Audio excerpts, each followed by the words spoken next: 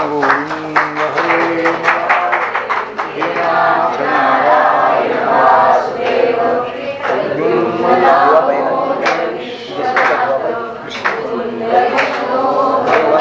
नमस्ते गोविंद हरे नाथ नारायण वासुदेव दामोदर विश्वनाथ कृष्ण गोविंद हरे नाथ नारायण वासुदेव दामोदर विश्वनाथ गोपाल कृष्ण भगवान तमद्भुतं बालकमम्बुजेक्षणं चतुर्भुजं शङ्खगदाद्युधायुधं श्रीवत्सलक्ष्मणकरशोभिकौस्तुभं पीताम्बरं सान्द्रपयोदसौभगम्. आरंभाला भगवान बालरूप म्हणजे असलं बालरूप घेतलं त्याने. पीतांबर नेसलेले आहे, शंख चक्र गदा पद्म वगैरे आयुध हातामध्ये आहे, किरीट कुंडल घातलेली आहे, आणखी बाजूला केशवास बाजूला सुटलेला आहे. अशा प्रकारचं ते दिव्य रूप पाहायला मिळालं. काय वसुदेव देवकींचं पुण्य किती आहे की संसारात असताना आणखी पुत्र रूपाने नुसतं नाही तर साक्षात आणखी सगुण साक्षात्कार त्यांना झाले. भगवंताचं प्रत्यक्ष रूप त्यांनी पाहिले. कृष्णावतार झाल्यामुळे अत्यंत आनंद झाला वसुदेवजींना आणि मनाने त्यांनी 10,000 गायींचं दान करण्याचा संकल्प केला. कारण तुरुंगामध्ये आहे, प्रत्यक्ष दान करता येत नाही, पण मनाने केव्हा आपण मोकळे झालो तर करू. वसुदेवाने स्तुती केली, भीती दूर झाली, कंसाची भीती नाही. विजितोषी भवान साक्षात पुरुष प्रकृते परः केवलानुभवानंद स्वरूप सर्वबुद्धिदृक्. भगवंताचा साक्षात्कार झालेला वसुदेव पूर्वी सुद्धा अत्यंत आणखी सात्विक वृत्तीचा अधिकारी होता. प्रकृतीचंही नियंत्रण करणारे आपण आहात, केवळ सच्चिदानंद रूप आपण आहात, आणखी सर्वांच्या बुद्धीचे द्रष्टे आहात, सर्व बुद्धी साक्षी आपण. आपल्या मायाशक्तीनं हे सर्व त्रिगुणात्मक जगत आपण उत्पन्न केलं. अप्रविष्ट आपण आहात म्हणजे पूर्वीपासूनच आहात, पण प्रविष्ट भावी असे त्यात प्रविष्ट झाला. सर्वांना चेतना निर्माण झाली, सक्रिय सर्व झाली. आपण पूर्वीच आहात, नवीन काही यांच्यामध्ये प्रवेश केला असं नाही. पंचभूत तर नेहमी पूर्वी आहेत, पदार्थ तयार झाले आणि पंचभूतांचा संबंध झाला असं नाही आहे. तर असे आपण बुद्धी इंद्रिय वगैरे जे आहेत यांच्या आणखी कार्यावरून आपलं आणखी अनुमान करता येतं. प्रेरक शक्ती आपली, त्याचं अनुमान करता येतं. म्हणा आपल्याला आवरण नाही आहे, अंतर्बही आवरण कोणतंही नाही आहे. सर्वात्मरूप आपण आहात आणि या गुणामध्ये जरी आपला संबंध असला तरी त्याचा संबंध, त्या गुणांचा संपर्क आपल्याला काही नाही आहे. सर्व विश्व उत्पन्न होतं आपल्यापासून, संरक्षण विश्वाचं आपल्यामुळेच होतं, आणखी उपसंहारही आपणच करतो. ह्या आपली क्रिया आहे, ही उत्पत्ती स्थिती ही नाही आहे, तटस्थ लक्षण आहे ते. ईश्वराने उत्पन्न केलं, ईश्वराने हे केलं असं नाही. जगाकडं पाहून जगाची उत्पत्ती स्थिती हे समजून घेण्यासारखे आहे आणि त्यावरून याचा जो कर्ता कोण आहे त्याचं ज्ञान तिथपर्यंत बुद्धी जाण्याकरता शाखाचंदन न्यायाने हे लक्षण उपयोगी पडेल. याचा संबंध खरोखर नाही आहे. लोक समजतात म्हणा, वदंती अनिहात अगुणात अविक्रियात असे आपण असताना उत्पस्थिती स्थितीलय हे आपल्यापासून झाले असं लोक सांगतात. त्रैलोक्याच्या विश्वाच्या रक्षणाकरता आपण सत्वगुणाने आणि हे स्वरूप धारण करता सात्विक रूप रजोगुणयुक्त अशा प्रकारचं स्वरूप उत्पत्ती करता धारण करता तमः प्रधान रूप आणखी संहारा करता आपण धारण करता. आपण आता या माझ्या ग्रहामध्ये अवतार घेऊन आला म्हणजे सर्व लोकांच्या रक्षणाकरता आलेली आहे. हे जे राजरूपाने राजांच्या रूपाने जन्माला आलेले हजारो असुर जे आहे यांचा आपण आता लवकरच नाश करा आणि सर्व भूमीचा भार दूर करा. हा जो कंस आहे असभ्य हा म्हणताय वाणीनं सुद्धा जास्ती कटू बोलत नाही. हा कंस आपण जन्माला येणार असं ज्याला समजल्याबरोबर आपले जे बंधू पूर्वी जन्माला आलेले त्या सर्वांचा नाश यांनी केला. आपण जन्माला आला हे याला समजेल आता लवकरच आणि तो शस्त्र घेऊन या ठिकाणी येईल एवढंच सांगितलं. देवकीलाही आनंद झालेला आहे पाहून ते भगवंताचं स्वरूप. तीही मोठी श्रवण वगैरे सगळ्यांना घडण्याचा योग त्यावेळेला असायचा. मोठे मोठे नारदादिक ऋषी वारंवार घरी यायचे त्यांचा सत्कार यांनी करायचा. त्यामुळे त्यांच्या बरोबर विचार विनिमय होता होता हे सगळे सिद्धांत त्यांना ऐकायला मिळायचे आणि मुळात सात्विक बुद्धी चांगली बुद्धी त्यामुळे ते दृढ व्हायचे. देवकीची स्तुती सुद्धा पूर्ण आणखी त्याच्यामध्ये प्रवेश आहे वेदांतामध्ये अशा रूपयत प्राहुरव्यक्त माध्यम ब्रह्म ज्योतिर्निर्गुण निर्विकारम सत्ता मात्र निर्विशेषम निरीहम सत्वम साक्षात विष्णुरध्यात्मदीवः. निर्गुण निराळ सगुण निराळ असं नाही आहे, सिद्धांत नाही आहे. ती सांगती आहे अव्यक्त रूप जे आहे ब्रह्म ज्याला म्हणतात स्वयंप्रकाश निर्गुण निर्विकार जे स्वरूप आहे सद्रूप क्रिया नाही गुण नाही. सत्वम साक्षात विष्णू अध्यात्मदीवः. आत्मज्योती रूप आपण विष्णू आपण तेच रूप आपण. दोन पदार्थ ब्रह्मदेवांचं आयुष्य संपून गेल्यानंतर सर्व महाभूतांचा विलय होतो आहे, सर्व जगताचा विलय होतो आहे. पण आपण फक्त एकटे शिल्लक राहता म्हणून शेष म्हणतात आपल्याला. हा जो काळ आहे सर्वांना आणखी अव्यक्ताकडे नेतो आहे तो चाललेला आहे त्याचं काय. तो काल म्हणजे आपलीच लीला आहे आपलं स्वरूप आहे. त्यामुळे आणि हे सगळं विश्व आणखी अव्यक्ताकडे चाललेलं आहे. मृत्यू भीतीमुळे हे सगळे मानव हे पळून जावं भीती लागल्या भीती उत्पन्न झाल्यामुळे कुठं दुसरीकडे जावं मृत्यू चुकवावा असं त्याला वाटतं. ज्या वेळेला त्याला आपल्या चरणाजवळ येता येईल यदिच्छया कोणत्या साधनाने येईल हे सांगितलं नाही. देवकी सांग ही आपलीच इच्छा आहे. आपल्या चरणाजवळ जर त्याला येता आलं तर मृत्यूच्या भीतीतून तो जीवात्मा मुक्त होतो मानव मुक्त होतो. देवा हा जो उग्रसेनाचा मुलगा आहे भयंकर आणखी असुरच आहे.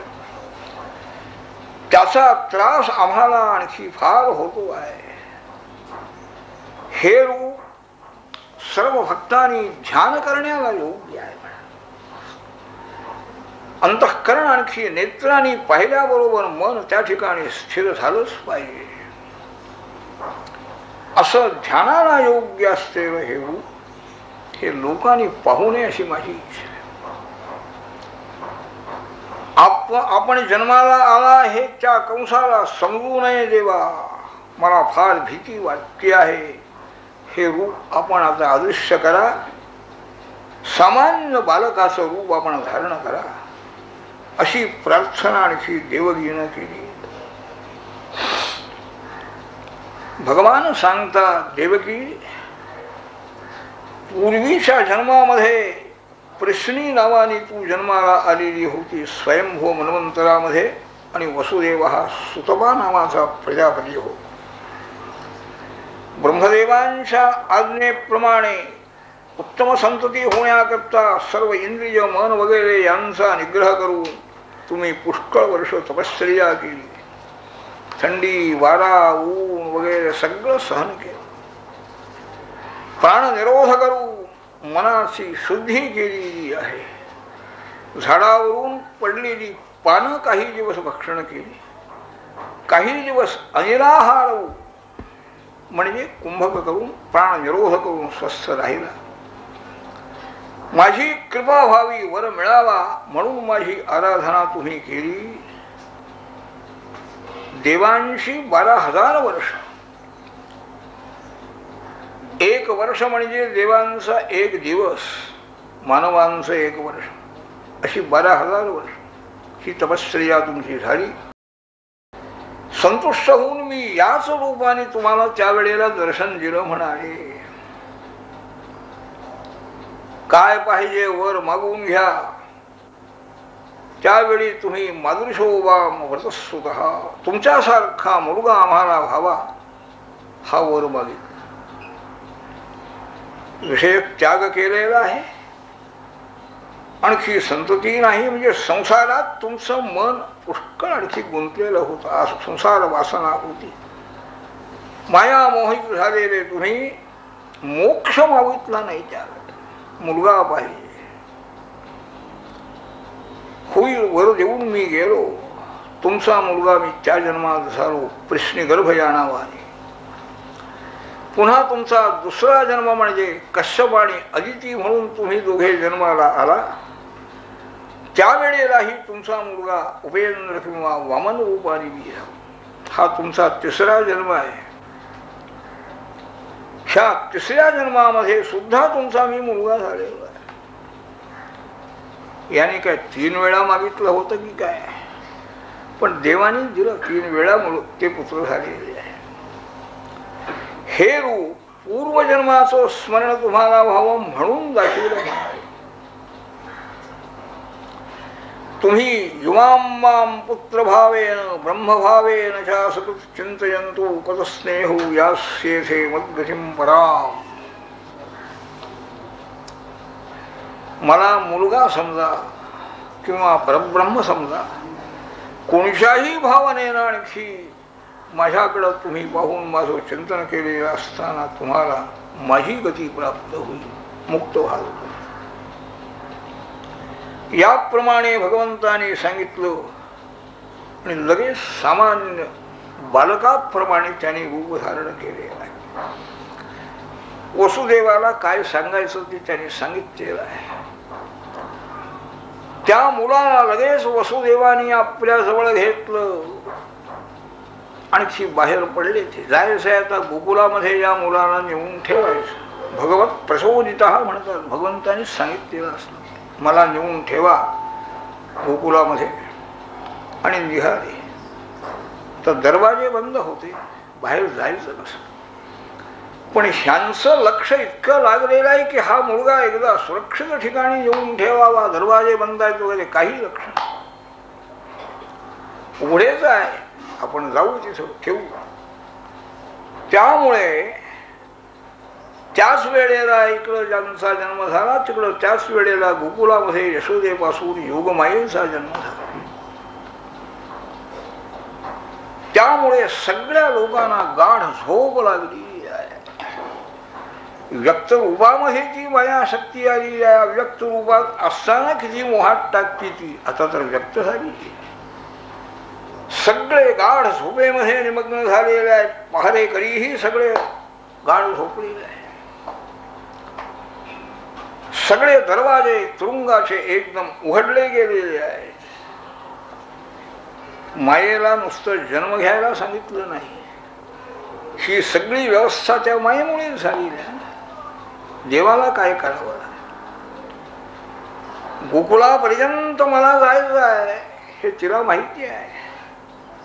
निघाले वसुदेव, दरवाजे उघडल्यामुळे पर्जन्य पडतो आहे. शेष भगवान वरती फणा धरलेली आहे, भगवंताला आणखी पर्जन्य लागू नये म्हणून. यमुना नदीचा पूर आलेला आहे, नदीला वर्षा ऋतू होता. वसुदेवजी नदीच्या जवळ आल्याबरोबर यमुनेचं पात्र दुभंग झालेलं आहे आणि त्या रस्त्याने गेले, निघून गेले. पलीकडं गोकुळ आहे ना. गोकुळामध्ये आले, तिथेही सगळे गाढ झोपलेले आहे. नंदाच्या वाड्यामध्ये गेले, यशोदेच्या आणखी ग्रहामध्ये गेलेले आहेत. अंतर्ग्रहामध्ये परंगावर यशोदेला ही झोप लागलेली आहे आणि नुकतीच एक मुलगी झालेली त्या ठिकाणी पडलेली आहे, जन्माला आलेली. त्याबद्दलही त्याला काही स्मरण नाही, काही नाही. देवाना वेळ कुठं होता. आणलेला देवकीचा मुलगा त्या पलंगावर ठेवलेला आहे आणि ती मुलगी त्याने उचलली आणि निघाले. गेलेल्या रस्त्याने परत आलेले आहेत. तुरुंगामध्ये दारं अजून उघडलेलीच होती, सगळे पहारेकरी निरलेलेच होते. आणखी देवकीच्या स्वाधीन ती मुलगी केली. इतकी व्यवस्था सगळी होऊन गेली. 8वा मुलगा जन्माला येणार हे देवकीचं लग्न झालेल्या वेळेला कंसाला समजलेलं आहे. त्यावेळेपासून त्याचे प्रयत्न चाललेले आहे. शेवटी मुलगा झाला, दुसरीकडे गेला, काही याला माहिती. हे सगळं झाल्यानंतर बहिरंतः पुरद्वार सर्वा पूर्ववदावृता, दरवाजे तुरुंगाचे पूर्वीप्रमाणे झाकले गेले, उघडलेले होते आणि झाकले. ज्याने उघडले त्यानेच झाकले. ती मुलगी रडायला लागली. पहारेकरी जागे झाले. धावत धावत गेले राजे साहेब. 8वा मुलगा झालेला आहे. त्यांना काय आज त्याने काही जाऊन पाहिलं नाही. काय तो एकदम जागा झाला. कंस हा माझा काळ आहे म्हणाले. याला मारलं म्हणजे मी अगदी निश्चिंत. धावत धावत आलेला आहे. दरवाजे उघडून पाहतो आहे. देवकीनं आपल्या छातीला ती मुलगी धरली. स्नुषेयंतव कल्याण स्त्रियं माहंतु मदहसी. बाबा, ही एवढी शेवटची मुलगी तरी मला तू दे.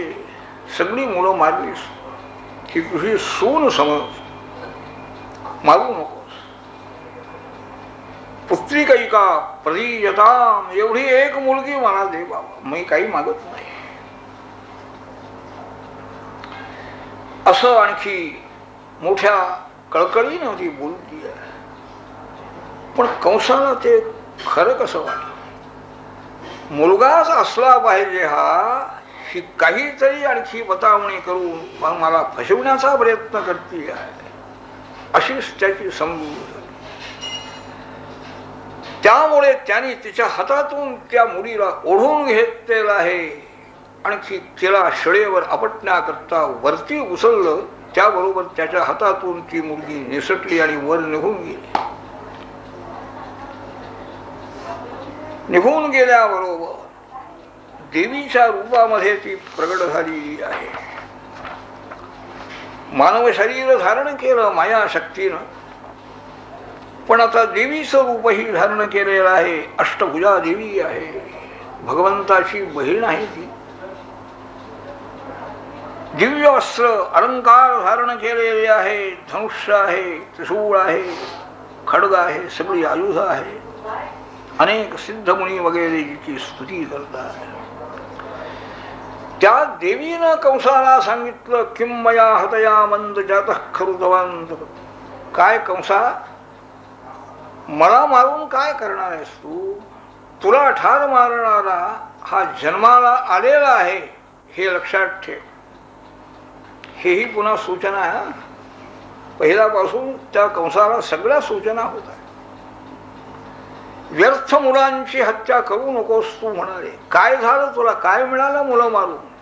देवकीला इतका त्रास दिलास तू, दुःख दिलंस. सांगितलं त्या देवीनं. आणखी कंसाला सूचना केली.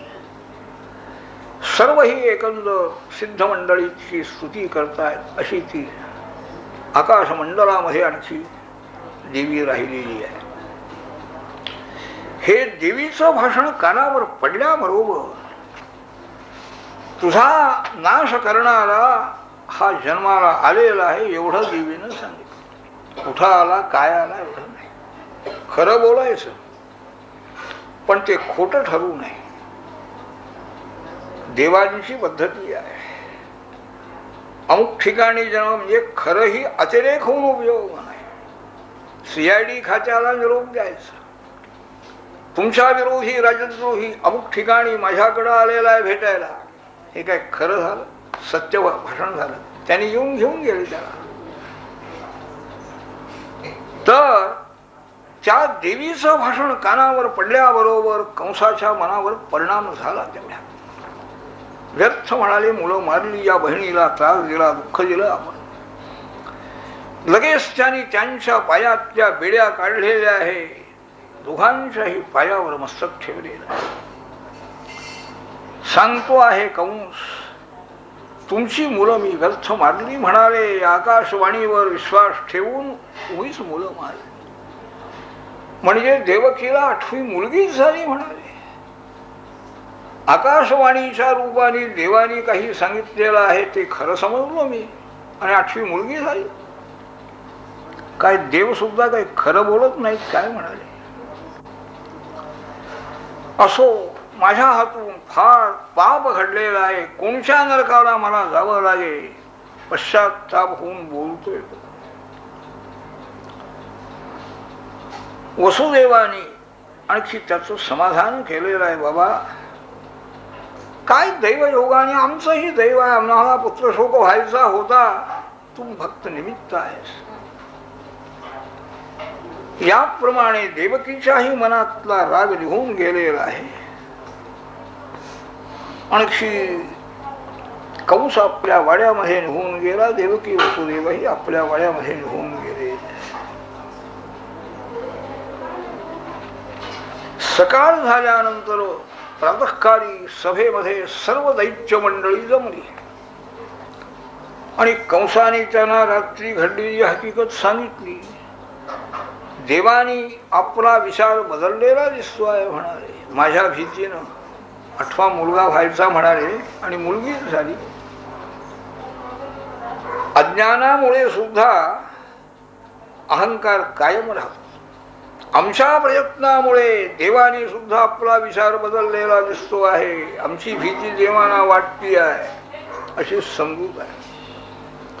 हे म्हणाले मुलगी झाली, तीही आकाशात निघून गेली. पण त्या मुलीनं सांगितलं की तुझा शत्रू जन्माला आलेला आहे. आता कसा सापडायचा तो म्हणाले. हे त्याचे अनुयायी होते असो. त्यांनी सांगितलं राजे साहेब, देव किती प्रयत्न करतायत ते पाहूया म्हणाले. आपणही प्रयत्न. आम्ही असं ठरवलेलं आहे की जन्माला आलेली जी मुलं 10 दिवसाच्या आत ती सगळी मुलं मारून टाकायची. त्यात तुमचा शत्रू मारला जाईल की नाही म्हणाले. पण कुठं टाकणार, कोणत्या ठिकाणी जन्माला आलेली मुलं आहेत सगळं समजायचं कसं. त्यात हा जिवंत राहिला तर. पण हा विचार नाही. आपण ठरवलेला आहे त्याप्रमाणे सगळी मुलं मारली जाणार आणि त्यात यांचा शत्रू मारला जाईल. म्हणजे आमचे राजेसाहेब अजरामर झाले, आम्ही झालो, अशी वृत्ती झाली. आनंद झाला. हा एक विचार त्याला ऐकायला मिळाला कंसाला. आणि त्यांनी त्यांना आज्ञा केलेली आहे सर्व साधू जनांना त्रास द्यायचा, मुलं मारायची सर्वांची. सज्जनांचा द्वेष करू लागले सर्वही आरात आगत मृत्यू. आचार्य महाराज सांगतायत त्यांचा मृत्यू जवळ आल्यामुळे त्यांना अशी बुद्धी झाली. गोकुळामध्ये प्रातःकाळ झाल्यानंतर आणखी नंदाला वार्ता समजली, यशोदेला मुलगा झालेला आहे. आनंद. वेदज्ञ ब्राह्मणांना बोलावलेला आहे, स्नान केलं त्याने, अलंकृत झालेला आहे. स्वस्ती वाचन करून आपल्या मुलाचं जातकर्म त्याने केलं. देवांचं पितरांचं अर्चनही झाले आणि 2 लक्ष गायींचं दान त्याने केलेलं आहे. किती गोधन होतं भारतवर्षामध्ये. 7 पर्वतप्राय तिळांचे ढीग केले, तिळाचे 7 पर्वत केलेले आहे. उत्तम भरदरीची वस्त्र त्याच्यावर घातलेली आहे आणि त्यांचंही दान त्याने केलेलं आहे पुत्र मंगल होण्याकरता. ब्राह्मणांनीही आणखी आशीर्वाद दिलेले आहे. गोकुळामध्ये ध्वज पताका वगैरे लावलेले आहेत. सर्वही गोकुळातल्या लोकांना आनंद झालेला आहे की आपल्या राजाला मुलगा झालेला आहे, यशोदेला मुलगा झालेला आहे. सगळ्या गोपी आणि यशोदेच्या मुलाला पाहण्याकरता, नजराणा देण्याकरता सगळे गोपाल गोपी हे नंदाच्या वाड्याकडे निघाले. दही दूध एकमेकाच्या अंगावर लोणी वगैरे फेकतायत. रस्त्याने सगळा त्याचाच शिखर झाले. याप्रमाणे आनंद त्या ठिकाणी झाला. वैकुंठपती भूलोकावर आल्याबरोबर भगवती रमादेवी ही त्या गोकुळामध्ये येऊन राहिली. रमा क्रीड महून निर्व. हरीचा निवास झाल्यामुळे भगवती रमादेवी त्या ठिकाणी आली. असे काही दिवस गेले. कंसाला भेटून त्याचा वार्षिक कर द्यायचा होता. यांना हे मांडलिक राजे होते, नंद वगैरे. म्हणून मथुरेला जाण्याकरता नंद वगैरे गोपाल गाड्या झुंपून कर देणं, खंडणी देण्याकरता निघाले. काही गोपालांना गोकुळाचं संरक्षण करण्याकरता त्याने नियुक्त केलं. आणखी मथुरेमध्ये आले. गावाबाहेर गाड्या सोडलेल्या आहेत. राजवाड्यामध्ये जाऊन काय द्यायची ती खंडणी दिली. लोणी तूप वगैरे हेही दिलेलं आहे. परत आलेले आहे. गाड्या जिथं सोडल्या होत्या तिथं वसुदेवाला आपला मित्र नंद आलेला आहे हे समजलेलं आहे. भेटण्याकरता वसुदेवजी त्या ठिकाणी आले. दोघा मित्रांची भेट झाली, आनंद झाला. वसुदेवानी सांगितलं, बाबा नंदा, किती दिवसांनी तुझी भेट झाली मला. या वयामध्ये मुलाची आशा सुद्धा नव्हती म्हणाले, पण तुला मुलगा झाला देवाच्या कृपेने. तुझी भेट झाली, मला हा मोठा आनंद मला वाटतो आहे. प्रियमित्रांची भेट होणं, एका ठिकाणी राहणं हे फार कठीण आहे म्हणाले. आपल्या आपल्या कर्माने जिकडे तिकडे जात असतात. काय तुझ्या गोकुळामध्ये सगळे पशु वगैरे सगळे सुखी आहेत ना? गाई बैल वगैरे, गवत वगैरे सगळं मिळतं की नाही जनावरांना? माझा एक मुलगा तुझ्या आश्रयाने राहतो आहे. रोहिणी तिथं राहत होती ना. यादवांना कंसाची भीती उत्पन्न झाल्यामुळे त्यांनी आपल्या आपल्या बायका मुलांना म्हणा शक्य तितकं दुसरीकडे नेऊन ठेवलं होतं. कंस काय करेल याचा नियम नाही. त्यापैकी रोहिणी इथं आली होती. वसुदेवाने ते सांगितलं, माझाही मुलगा रोहिणीचा हा तुझ्या आश्रयाला आहे, बरा आहे ना. नंद म्हणाला, वसुदेवा, तुमची मुलं कंसाने मारली म्हणाले. शेवटी एक मुलगी राहिली, तीही राहिली नाही. तीही आकाशामध्ये निघून गेली. सर्व जीव हे अदृष्टाधीन आहे. सुखदुःख हे अदृष्टाने त्यांना भोगावं लागतंय. तूही मोठा विवेकी आहे. देवकीचंही समाधान तू करावंस आणि तूही समाधान करून घ्यावं. वसुदेवाने सांगितलं, नंदा आता गाड्या झुंपा, शक्यच्या लवकर गोकुळामध्ये तुम्ही चला. काय प्रसंग आहे सांगता येत नाही, जास्ती वेळ इथं राहू नका. हे ऐकल्याबरोबर त्यांनी गाड्या झुंपल्या आणि ते निघालेले आहे. का वसुदेव असं का म्हणाला? काय संकट आलेलं आहे? चिंताग्रस्त होऊनच ते निघालेले आहे. हे नंदारी गोपाल मथुरेला आलेल्या वेळेला तिकडं गोकुळामध्ये एक विलक्षण घटना झाली. कंसेन प्रहिता घोरा पूतना बालघाचिनी शिशुंशाल निघ्नंती पुरग्राम व्रजादिषु. त्या सगळ्या दैत्यांच्या सभेमध्ये ठरलं की जन्माला आलेली सर्व मुलं मारायची. कंसानेही त्यांना आणखी अनुमती दिलेली आहे. पापाचा घडा पूर्ण भरला पाहिजे, तशीच बुद्धी व्हायची आणि शेवटी नाश व्हायचा. देव काही आपल्यावर घेत नाही, तुमच्या पापाचं फळ तुम्हाला मिळालं. पूतना नावाची राक्षसी ही प्रत्येक गावोगाव हिंडती आहे. कोणाला मुलगा झालेला आहे चौकशी करायची आणि त्याचा नाश करायचा. कसा मुलगा गेला, काय गेला, कुणाला पत्ताही लागायचा. कारण वाटेल ते रूप धारण करण्याची शक्ती यांच्यामध्ये आहे. एखाद्या वेळेला अदृश्य रूपानेही जाऊ शकतात. गोकुळामध्ये आली ती पूतना, यशोदेला मुलगा झालेला आहे असं तिला समजलं. त्याला मारायचं ठरलं. भगवंताच्या कथा नामसंकीर्तन ज्या ठिकाणी चाललेलं आहे, कथा श्रवण किंवा पठण ज्या ठिकाणी चाललेलं आहे, त्या ठिकाणीही ह्या सगळ्या ही बालहत्या करणाऱ्या ज्या काही आहे राक्षसी वगैरे यांचं काही चालत नाही आहे. प्रत्यक्ष भगवान ज्या ठिकाणी आलेले आहे तिथं काय होणार आहे राक्षसीचं बळ? ती पूतना नावाची राक्षसी एका श्रीमंत बाईचं रूप तिनं धारण केलेलं आहे. कामरूपिणी कोणचंही रूप धारण करण्याची शक्ती आहे. योगाभ्यास म्हणा किंवा काय त्यांच्या माया काय असतील त्या म्हणा, त्यामुळे एकदम रूप बदललेलं आहे. खरं रूप कोणतं आहे ते पुढे सांगता येईल आचार्य. आणि यशोदेच्या वाड्यामध्ये ती आली.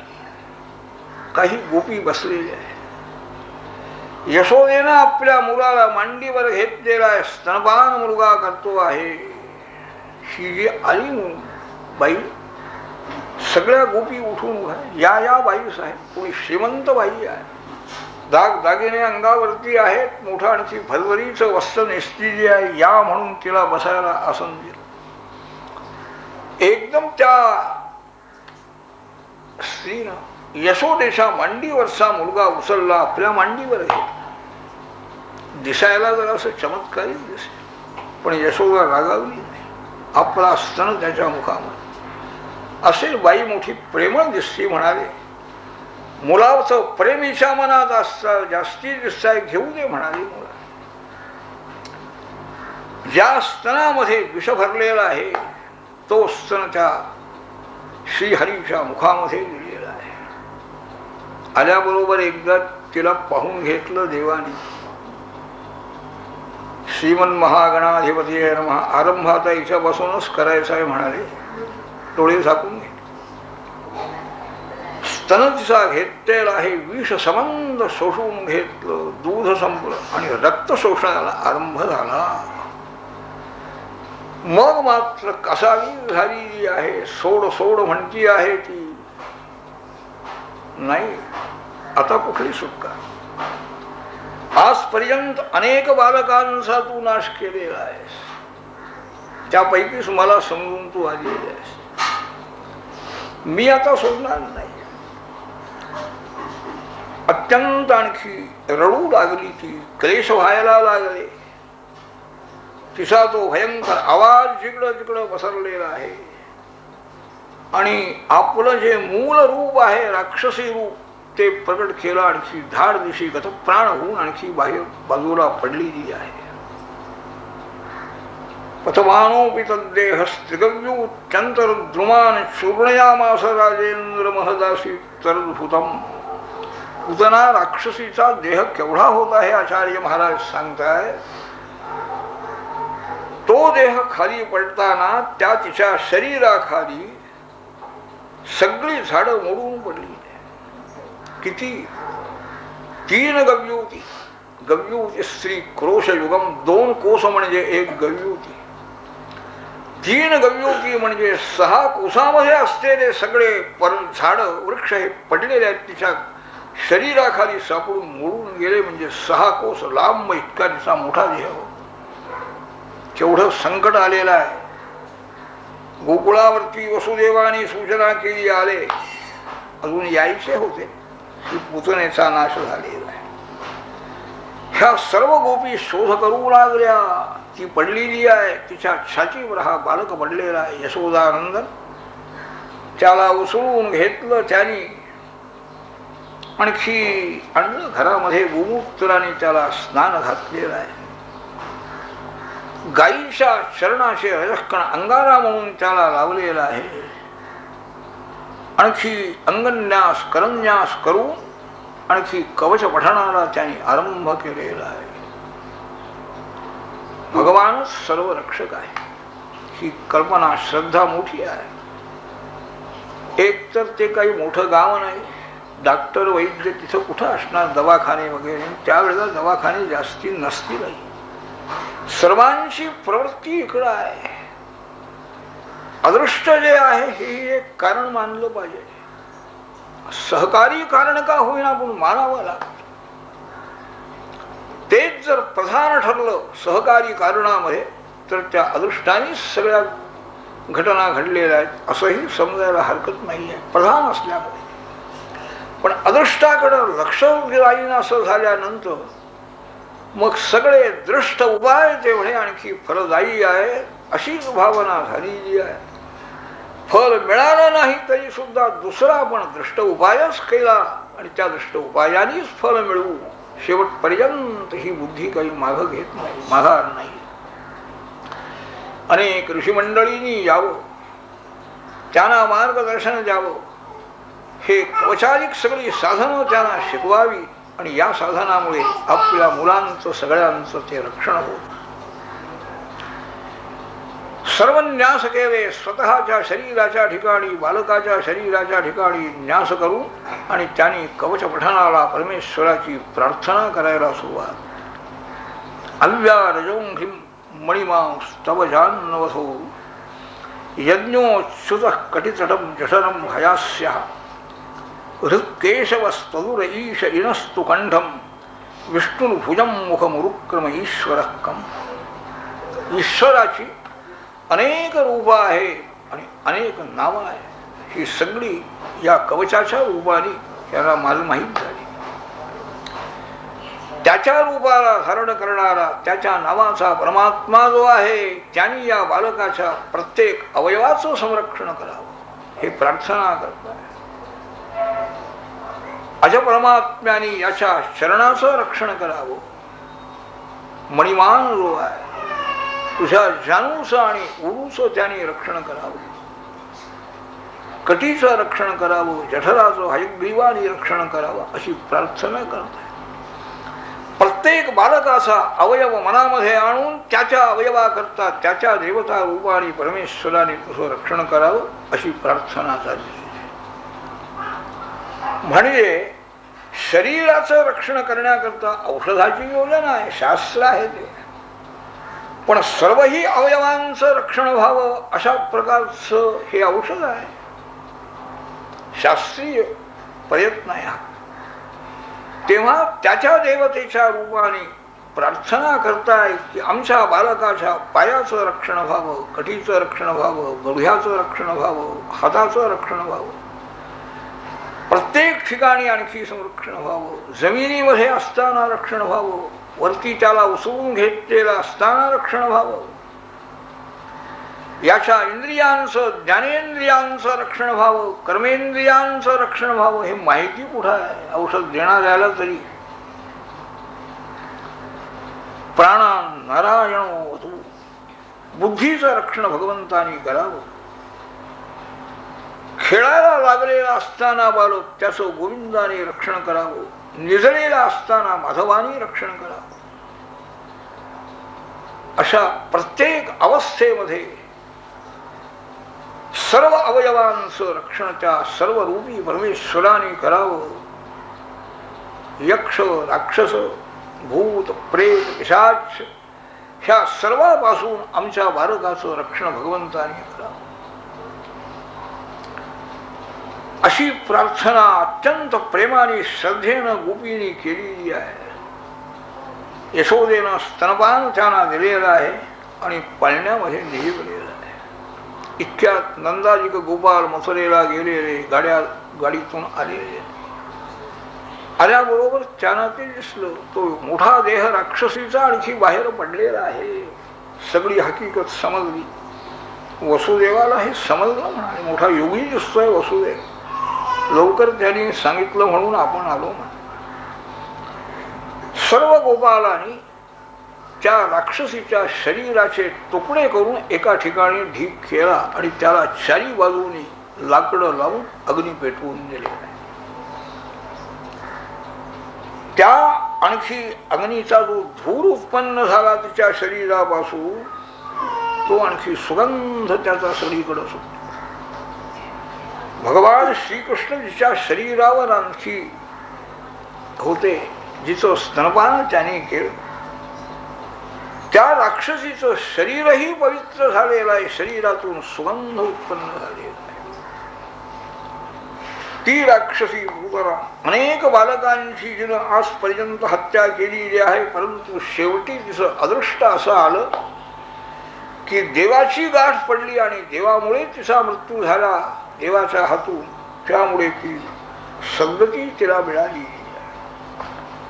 पुनर्जन्माला गेली असेल, नाही असं नाही, पण चांगली बुद्धी घेऊन जन्माला गेली असेल. बुद्धी चांगली करण्याकरता शिवसंबंध जन्मभर प्रयत्न करावा असं सर्व संत महात्मे सांगतात. इथं आता कसला प्रयत्न? देवानीच बुद्धी चांगली करून केला, चांगली गती दिली असेल.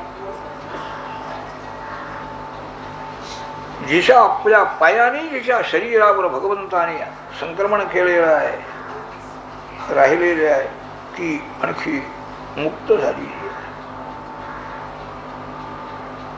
कैवल्य देणारा भगवान श्रीहरी त्यांनी सर्व गोपींचंही दुग्धपान केलेलं आहे, त्यांनाही मुक्त केलेलं आहे. भगवान श्रीकृष्णांच्या ठिकाणी अत्यंत प्रेम करणारे ते गोकुळात राहणारे सर्वही स्त्री गुरु, त्यांना संसार नाही. राजा अज्ञानामुळे उत्पन्न होणारा संसार त्यांचा संपलेला आहे, कारण प्रत्यक्ष भगवान त्यांच्या समोर आहे. सर्व लोकांना त्या पूजना राक्षसी आली, तिचा नाश झाला. कोणी केला हे मात्र कुणालाही माहिती नाही. बालकापासून पूजना राक्षसीचा नाश झालेला आहे, कदाचित त्या असुरांना समजलं असेल, ह्या मुलांनीच मारलं असेल. पण बाकीच्या लोकांना असं कसं खरं कसं वाटत? मुलगा एवढ्या राक्षसी 6 कोस लांब इतकं मोठं तिचं शरीर आहे, त्या राक्षसीला हा मुलगा कसा मारे? लहान मुलगा. मुलाच्या शक्तीची कल्पना नाही, मुलाचं स्वरूप पाहून ईश्वर भावना होऊ शकत नाही. हे मायेचं मोठं आवरण आहे.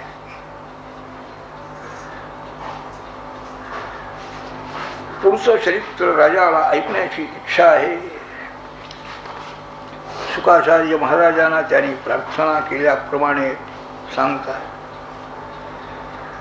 मुलगा एका बाजूला वळू लागलेला आहे. जन्म नक्षत्र पाहिलं यशोदेनं, उठण्याचा प्रयत्न करतो आहे, वळतो आहे. सगळ्या स्त्रियांना बोलावलेला आहे, ब्राह्मणांना बोलावलेला आहे, मुलाला न्हाऊ घातलेला आहे. आणखी स्वस्ती वाचन वगैरे ब्राह्मणांच्याकडून करीवलं. त्यांना वस्त्र अलंकार अन्न धेनू सगळी दानं तिनं केलेली आहे. आलेल्या सर्व लोकांचा सत्कार करण्याकडे ती निमग्न झालेली आहे. एका गाडीला पाळणा बांधला होता, त्या पाळण्यामध्ये या मुलाला निघलं होतं आणि ती लोक आलेल्या त्यांची व्यवस्था करण्याकडे ती यशोदा गुंतलेली होती. हे जागे झाले. भगवान भूक लागलेली आहे. एकदम त्याने लाथ मारली म्हणा. ती लाथ लागून तो गाडा एकदम उलटलेला आहे. शकटासुर म्हणून कोणी आला होता असं सांगतात, यात तो उल्लेख नाही आहे. ती गाडी उलटली. सगळे लोक धावून आले. त्यात ठेवलेली भांडी कुंडी सगळी खाली पडलेली आहे. दूध तूप सगळं सांडलेलं आहे. सगळ्या गोपाळ गोपी सगळे आलेले आहेत. तिथं लहान मुलं जी होती त्यांनी सांगितलं, हा रडत रडत उठला, म्हणाले याने लाथ मारली त्यामुळे ही गाडी उलटली. हे कसं कोणाला खरं कसं वाटलं? लहान मुलाने लाथ मारली आणि गाडी उलटली. इतकं सामान भरलेली गाडी. तो काही विश्वास त्यांचा बसला नाही. सांगणाराही लहान आहे. आता सांगणारे लहान आहेत का हे लहान आहेत कोणाला? अप्रमेयम बलं तस्य बालकस्य नदेहु. ज्याच्या बलाची कल्पनाच येणार नाही असं ते बल आहे म्हणून जाणू शकले नाही. पुन्हा काही ग्रहबाधा पिशाच्य बाधा कुणी आलं काय इथं? पुतना राक्षसी सारखं म्हणून भीती वाटली यशोदेला. ब्राह्मणाकडून आणखी अभिषेक वगैरे त्याला मंत्राभिषेक केलेला आहे, स्तनपान दिलेला आहे. पुन्हा ती गाडी पूर्वीप्रमाणे लोकांनी ठेवली. सर्व ब्राह्मणांचे आशीर्वाद आणखी नेहमी यशोदेनं घ्यावे. शुद्ध ज्यांचं अंतःकरण आहे, तपस्तेज ज्यांचं आहे, अशी ब्राह्मण मंडळी निरंतर आणखी बोलावल्यामुळे त्या ठिकाणी यायची. अशी शास्त्रोक्त कर्म त्यांनी करायची. आशीर्वाद घेऊन जायचं नाही.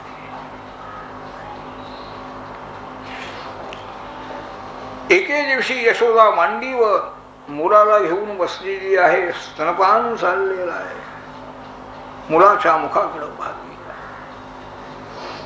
पुष्कळ वय झाल्यानंतर मुलगा झालेला आहे.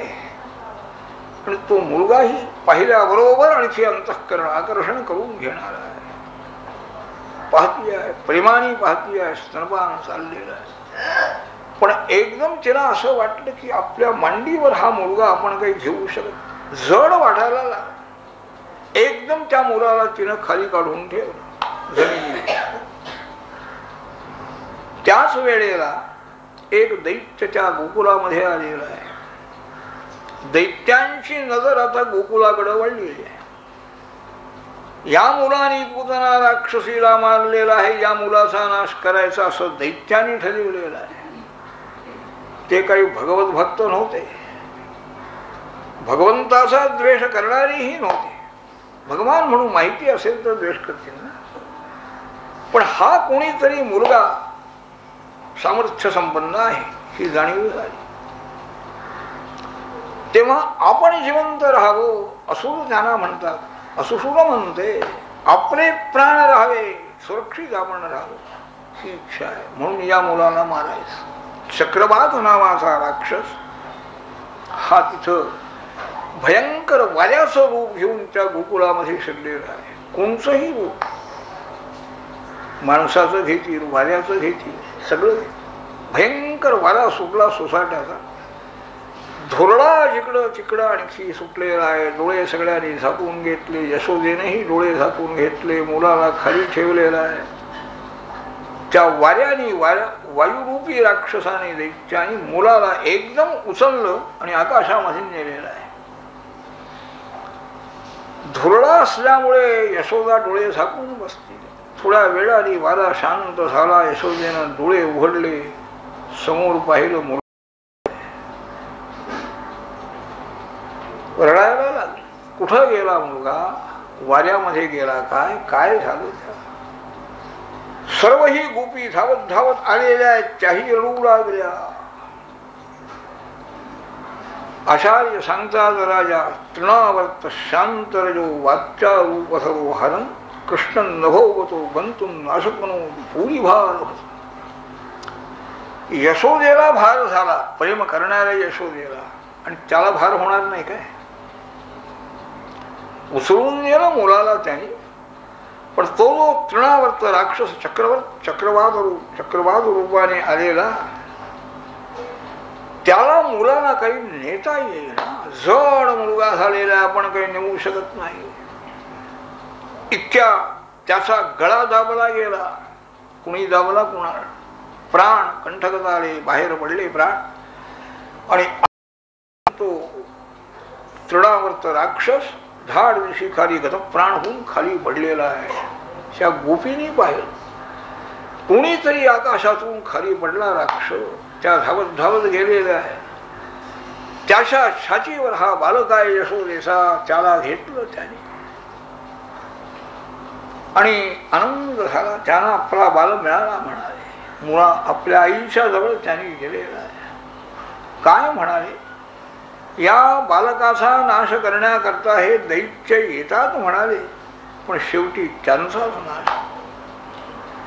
हिंस स्वभावेन विहिंसितः खलः साधू समत्वेन भयाद् विमुच्यते. गोपींची वाणी आहे. हे जे आणखी निर्दय दैत्य जे आहे, त्यांच्याच पापाने, त्यांच्या दुष्कर्माने त्यांचा नाश होतो. खरा श्रेष्ठ महात्मा साधू जो आहे, तो आपल्या शुद्ध बुद्धीनं भीतीपासून मुक्त होतो.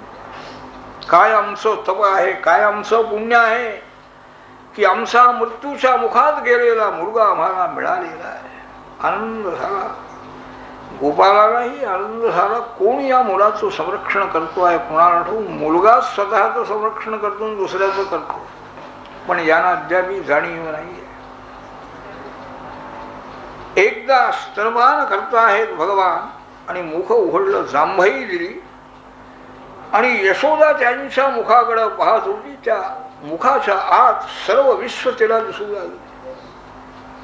घाबरली ती. याच्या मुखात हे सगळं डोंगर आहेत, नद्या आहेत, समुद्र आहेत, गावं आहेत, हे काय आहे म्हणाले. कोण आहे हा मुलगा?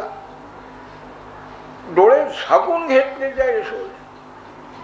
म्हणजे मुलाचं सामर्थ्य काय आहे याची जाणीव होण्याची वेळ आली होती, पण हे काहीतरी आश्चर्य आहे.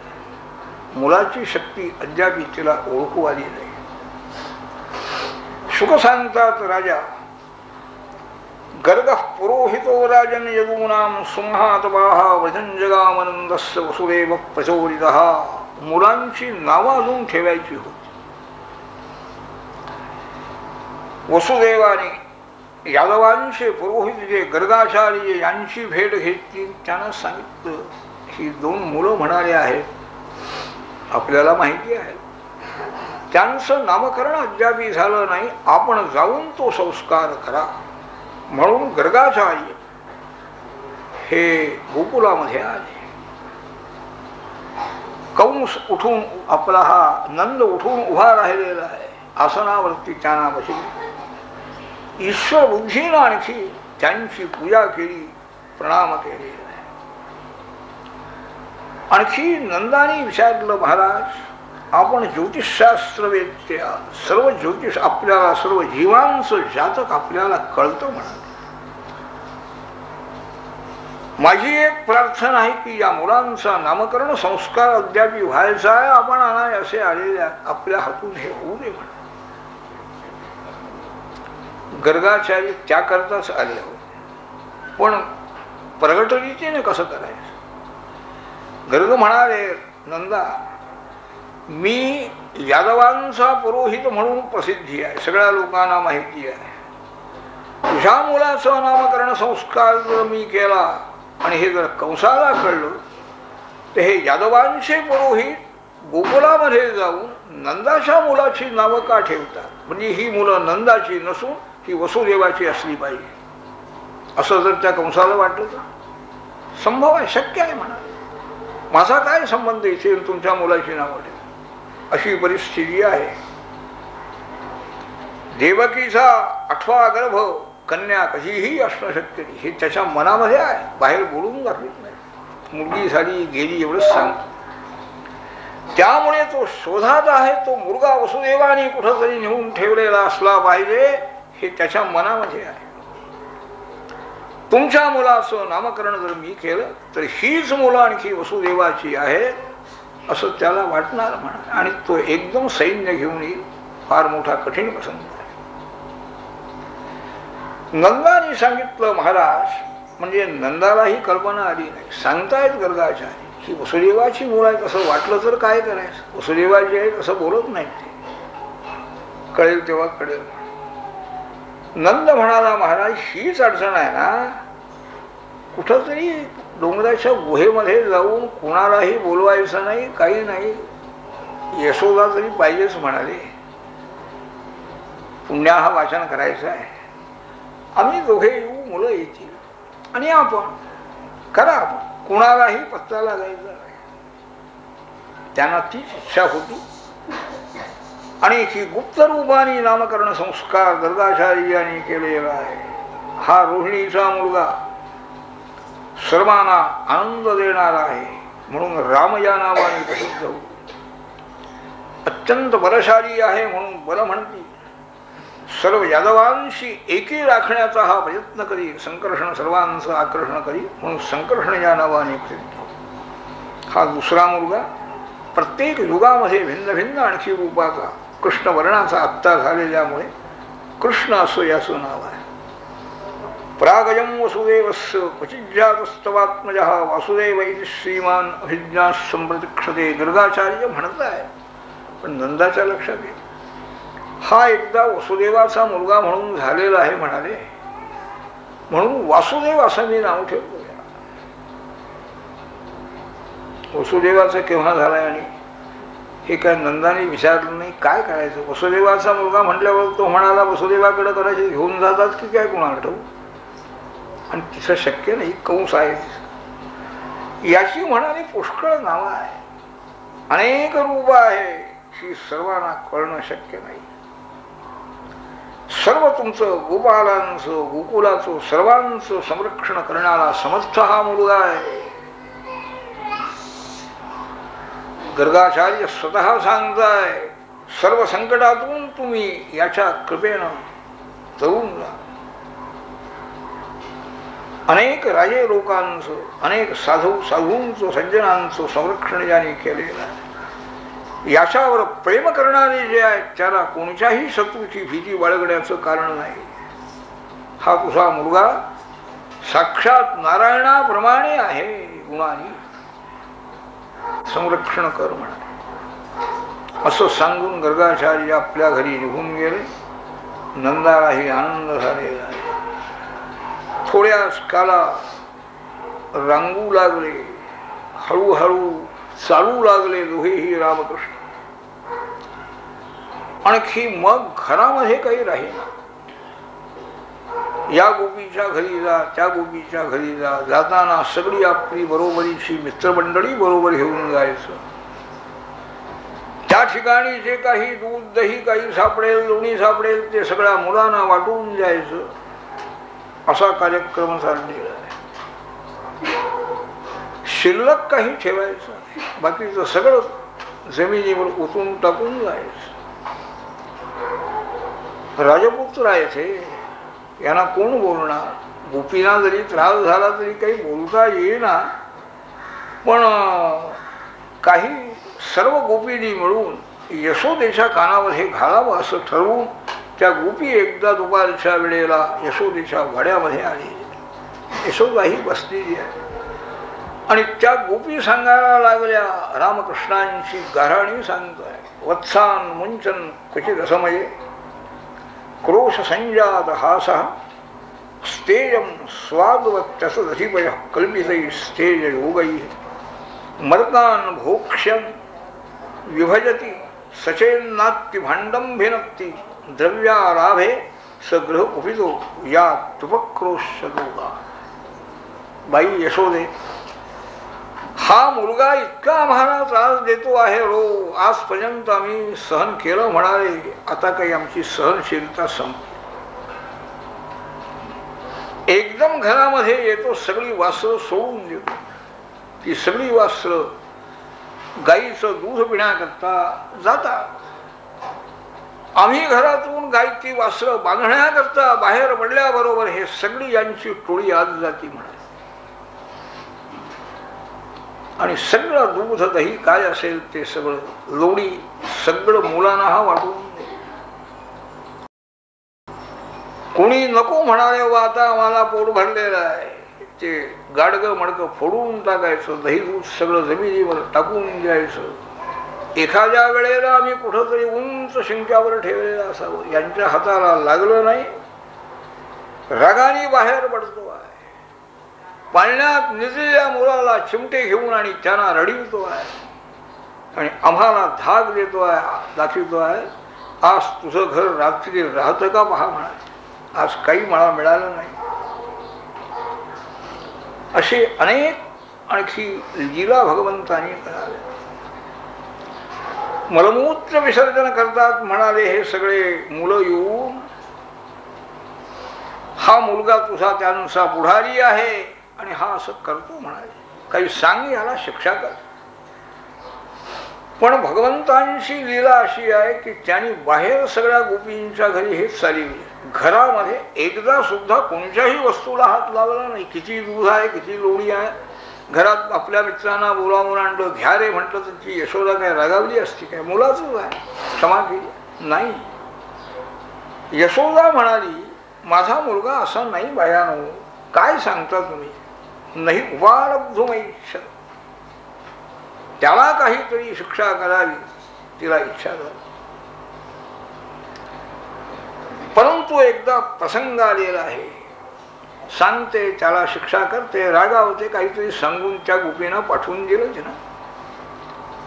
एकदा क्रीडमानास्ते रामाज्या गोपधारका कृष्ण मृदम भक्षितवान ही मात्रे न्यवेगयन. काय व्यास महर्षींची प्रज्ञा, केवढी बुद्धी. सगळ्याही कृष्णलीला जेवढ्या घडलेल्या आहेत अजून पुष्कळ असतील, पण अशा लहान सहान सुद्धा लीला त्याने लिहिलेल्या आहे. शुकाचार्य महाराज स्वतः आनंदाने सांगताय. खेळण्याकरता मुलं बाहेर गेलेली असताना सगळी मुलं धावत धावत एके दिवशी यशोदेच्याकडं आली. माई आज कृष्णाने माती खाल्लेली आहे, पहा त्याला काहीतरी सांगा तुम्ही. आली यशोदा कृष्णाजवळ, हात धरला त्याचा, भीतीग्रस्त झाली. काय आता आई आपल्याला मारती, काय करते, अगदी डोळे भरून आले आहे. कस्मान मृद मदांतात्मन भवान भक्षितवान रहा. का रे आज आणखी एका बाजूला जाऊन तू माती का खाल्लीस. हे सगळे तुझे मित्रमंडळी, तुझा हा ज्येष्ठ बंधू, हे सगळे सांगताय की तू माती खाल्लीस. गोपालकृष्ण म्हणाले आई मी माती खाल्लेली नाही, हे सगळेही खोटं बोलताय. आता बहुमताप्रमाणे निर्णय करायचा आहे ना, तिला ते खोटं कसं वाटत. इतके लोक सांगताय, इतकी मित्रमंडळी आहेत ती, आणखी हा एकटा सांगतोय खाल्ली नाही. खरं बोलतोस हो म्हणाला मी खाल्ली. उघड मग तोंड उघड म्हणाले. पहा मी उघडतो. उघडल्याबरोबर त्या मुखामध्ये सर्व विश्व तिला दिसायला लागलं. माती खायला कशाला पाहिजे, आतच सगळं आहे की. म्हणजे गोपालकृष्ण खोटं बोलले नाही. संपूर्ण पर्वत आहेत, सर्व ही एकंदर नद्या आहेत, समुद्र आहे, सगळं त्या मुखामध्ये दिसतं. सूर्यादिक सगळं ज्योतिष चक्र आहे. संपूर्ण विश्व त्या मुलाच्या शरीरामध्ये अंतर्गत आहे.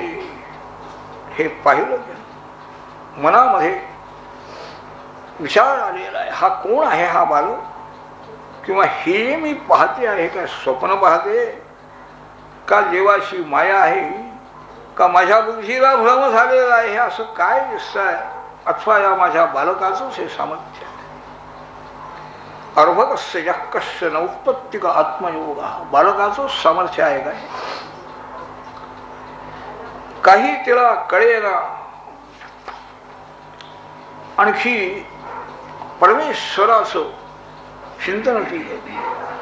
हा माझा मुलगा आहे, हा पती आहे, हा बंधू आहे, अशा अनेक मोहामध्ये सापडलेली अशा प्रकारची मी ज्या परमेश्वराच्या माया मोहामध्ये मी सापडलेले आहे, त्या परमेश्वरानेच माझ्यावर कृपा करावी, हा मोह सगळा दूर करावा.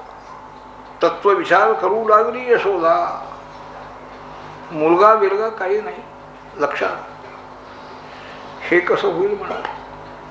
हे जर आणखी तत्वविचार हिच्या मनामध्ये यायला लागले तर माझं संरक्षण कोण करणार. मी तर या बाई करता आलो. हा बालक आहे हीच बुद्धी राहायला पाहिजे. भगवान विचार करताय आणि आपल्या मायेचा पडदा त्याने टाकला. पुत्र स्नेह तिच्या मनामध्ये उत्पन्न झाला. ते सर्व विश्वरूप दर्शनाने उत्पन्न झालेलं आश्चर्य म्हणा, आश्चर्यामुळे उत्पन्न झालेलं ते तत्वज्ञान ते सगळं नाहीच. सज्जो नष्टस्मृती गोबी मुलाला मांडीवर घेतलेला, स्तनपान चाललेला. आचार्य सांगतात राजा त्रय्याच उपनिषद्भिश्च सांख्य योगैश्च सात्वतैहि उपगीयमान महात्म्यं हरिं सामन्यतात्मजं. हा आपला मुलगा आहे, बाला आहे, बालकृष्ण आहे. बालकृष्णाचीच उपासना ती करती आहे. नंतर गोपालकृष्ण झाले. ते सर्व ही वेदत्रयी, सर्व उपनिषद, सर्व सांख्य योग वगैरे आणि सर्व ही ज्ञानी भक्त हे ज्या परमेश्वराचं महात्म्य गायन करताय, तो एवढा श्रेष्ठ सर्वज्ञ सर्वशक्ती संपन्न हरी त्याला आपला मुलगा समजती आहे. राजाने विचारलं, महाराज नंद यशोदेंचं काय पुण्य होत आहे. श्रीकृष्णांच्या बाललीलांचं महत्व त्यांच्या लक्षात आलेलं नाही आहे आणि सगळ्या बाललीला त्यांच्या जवळ राहून केल्या त्याने. काय नंदाचं पुण्य आहे. सुख सांगता अष्टवसूपैकी द्रोण नावाचा वसू आणि धरा ही त्याची स्त्री. ब्रह्मदेवांच्या आज्ञेप्रमाणे आणखी सर्व वर्तन करणारे धर्मशील दोघेही होते. ब्रह्मदेव संतुष्ट झाले. काय पाहिजे बाबांनो तुम्हाला असं विचारल्यानंतर, आम्ही जन्माला आल्यानंतर भगवान श्रीहरीची भक्ती प्रेम आम्हाला मिळावं एवढीच आमची इच्छा आहे. त्यांनी ही वर प्रदान केलं. तोच द्रोण वसू नंद नावाने जन्माला आलेला आहे आणि त्याची स्त्री यशोदा झाली. त्यामुळे भगवान आणखी पुत्ररूप होऊन आले त्या पुत्राच्या ठिकाणी आणि त्यांच्या अंतःकरणामध्ये भक्ती प्रेम निर्माण झाले. सर्व गोपी नाही प्रेम भावना. ब्रह्मदेवांची आज्ञा, ब्रह्मदेवांचा वर खरा करण्याकरता गोकुळामध्ये भगवान जाऊन राहिले. बापाचं घर सोडून गोकुळात का गेले असा एक प्रश्न आहे. शुकाचार्याला त्यांनी विचारला. त्याचं कारण हे आहे, ब्रह्मदेवानी वर दिलेला आहे, नंदानी वर मागित केला आहे. नंद असेल त्या ठिकाणी गेले गोपालकृष्ण. देव असेल त्या ठिकाणी जाण्याचा आम्हाला प्रयत्न करावा लागतो. देव वस्तुता भक्त असेल त्या ठिकाणी येऊनच दर्शन देतो. तरी सुद्धा आम्हाला तो प्रयत्न करावा लागतो. पण इथं भगवान हे या ठिकाणी जे जन्माला आलेले भक्त त्यांच्याकडे जाऊन राहिलेले आहे. एकदा ग्रहदासीषु यशोदानंद गेहिनी कर्मांतर युक्तासु निर्ममंथ स्वयंदही. घरामध्ये यशोदेच्या वाड्यामध्ये पुष्कळ नोकर चाकर आहेत, दास दासी पुष्कळ आहेत. पण एके दिवशी काही दासींना कामं होती. दही घुसळल्याचं काम राहिलेलं होतं. स्वतः यशोदा उठलेली आहे, पदर बांधलेला आहे, मोठा डेरा आहे दह्याने भरलेला आणि हातामध्ये दोरी घेऊन ते घुसळायचं काम तिनं सुरू केलं. भगवान बालकृष्णांचं चरित्र पाहिलेलं आहे तिनं. सामर्थ्य जे आहे अलौकिक सामर्थ्य त्याची जाणीव अद्याप झाली नाही. ती जाणीव होऊ दिली नाही. झाली होती एकदा ते विश्वरूप नको म्हणा. आपली माया टाकून मुलगाच मला समजून राहू दे, बालकृष्ण आहे हा. अशी देवांच्या लीला तिनं पाहिल्या ज्या, ती माता आहे, शुद्ध प्रेममय अंतःकरण आहे. दही घुसळण्याचं काम चाललेलं आहे हाताने आणि वाणीनं ते गायन चाललेलं आहे भगवंतांच्या लीला. उत्तम रेशमी वस्त्र परिधान केलेलं आहे, गोकुळाची राणी होती. त्याचप्रमाणे घुसळायचं काम चाललेलं आहे. कानामध्ये घातलेली ती रत्नखचित कुंडल हलत आहे. तोंडावर घाम आलेला आहे श्रमामुळे, असं ते काम चाललेलं आहे. इतक्यात बाहेरून धावत धावत गोपालकृष्ण आले आणि त्याने ती रवी हाताने दोन्ही हाताने घट्ट धरून ठेवली. बंद झालं घुसळण्याचं काम. तिला समजलं याला स्तनपान करायचं आहे. काम सोडून गेलं आणि मांडीवर घेतलं स्तनपान. भगवान श्रीहरी करू लागले. अत्यंत आनंदाने आपल्या मुलाच्या मुखाकडे पाहती आहे. ग्रहरत्ना आणि बालका भाग्य संपन्न यशोदा आहे. मुलाच्या मुखाकडे ती पाहती आहे. इतक्यात आतल्या बाजूला चुलीवर ठेवलेलं दूध उतू गेलं. दुधा तुपामध्ये लक्ष असतं म्हणतात बायकांचं, आणि असलं पाहिजे. पुरुषानं कुठं ते आहे, सवड कुठं आहे. ते गेल्याबरोबर दूध उतू गेलेलं समजल्याबरोबर मुलाला तसंच अर्धवट स्तनपान तृप्ती नाही आहे तसंच खाली टाकलं आणि आग गेली. देवाला राग आलेला आहे. या बाई करता वैकुंठ लोकातून मी इथं आलो म्हणाले, आणि या बाईला माझ्यापेक्षा दुधावर लक्ष, आणि काय कमी आहे का म्हणाले. गेलं असतं थोडं. काय किती गाई, किती दूध, किती दही. आज या घरातही काही ठेवायचं नाही. जे भगवान आणखी पुत्र स्नेहरूप माया निर्माण करतात, ते भगवान आता संसाराचा विध्वंस करायला लागलेले आहे. संसारातून हिचं मन बाजूला केलं पाहिजे. देवाला राग आलेला आहे. गोपींच्या घरी सगळी ही गऱ्हाणी गोपी सांगायला लागल्या, पण गोपींना कळलं नाही. हे काय चोरी करण्याकरता जात होते काय ते. त्यांना काही दूध दही लोणी पाहिजे होतं म्हणून जात होते. या दुधा तुपामध्ये याच्यामध्ये संसारामध्येच गुंतवून गेलेल्या ह्या सगळ्या गोपी, त्यांना बाहेर काढायचंय. त्यांना मी आलेलो आहे इथून, त्यातच तुम्ही गुंतून, ते तुम्हाला मिळायचं नाही. आज या यशोदेला काहीही इच्छा घरात ठेवायचं नाही. आजपर्यंत आपल्या वाड्यामध्ये त्यांनी कधीही अशा प्रकारचं हे केलं. एक दगड आणला बाहेरून आणि त्या गाडग्यावर मारला. ते दुधाचं दही घुसळण्याचं काम तो फुटून गेलेला आहे. आणि बाहेर जाऊन सगळ्या आपल्या मुलांना बोलावं. दुसऱ्या दाराने आज नेला आपल्या सगळ्या मुलांना. शिंक्यावर वगैरे जिथं जिथं दूध दही लोणी होतं ते सगळ्या मुलांना वाटायचं काम चाललेलं आहे. पुढे म्हणायचं फेकून द्यावं ते मडकं, सगळं सांडून द्यावं. ही यशोदा बाहेर आली आणि ते मडकं फुटून गेलेलं आहे. हसली. या मुलाचंच काम दिसतंय म्हणून. कुठं गेला मुलगा. शोध करण्याकरता निघालेली आहे. ते चोरीचं काम चाललेलं आहे. शिंकावरचं आणखी मडक्यातलं लोणी हाताने घेत आहेत, मुलांना देत आहेत, वाटतायत, इकडं तिकडं पाहतायत आई आली काय. काठी हातामध्ये घेऊन ती यशोदा आली. एकदम त्याने उडी मारली खाली आणि पळत सुटलेली आहे.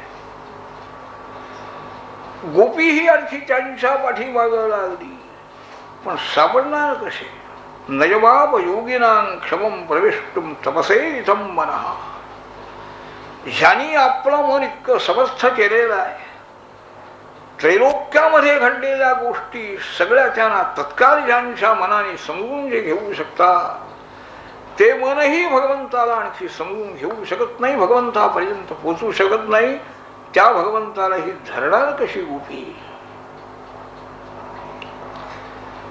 सापडल्यासारखं करावं. एकदम आणखी सुकांडी येऊन पुढं दमली शेवटी यशोदा. थांबले भगवान, धर बाई काय करायचं ते कर म्हणाला. डोळ्यातून अश्रू चालले आहे.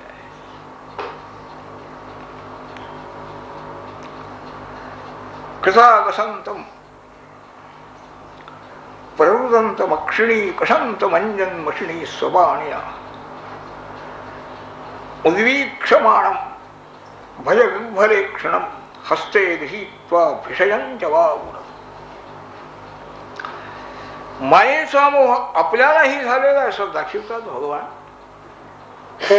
आईची भीती वाटती आहे.